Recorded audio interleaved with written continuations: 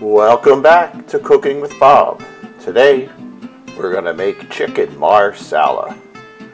Here comes our ingredient list.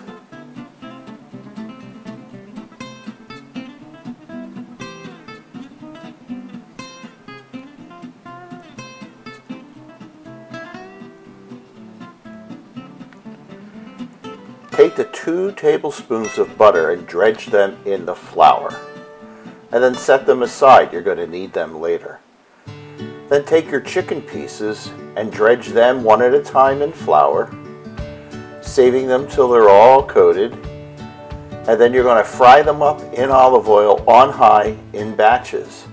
Drain them on a paper towel while you're waiting.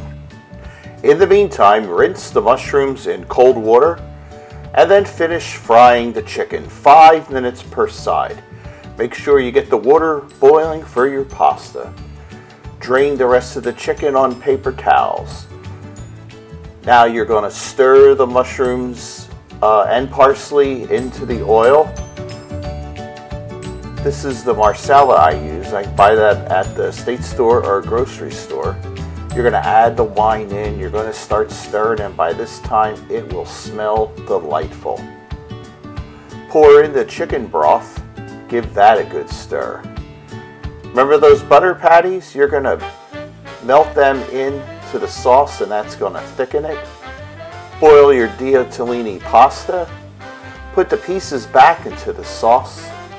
Drain the pasta. Add butter to the pasta. Put it all together on a plate.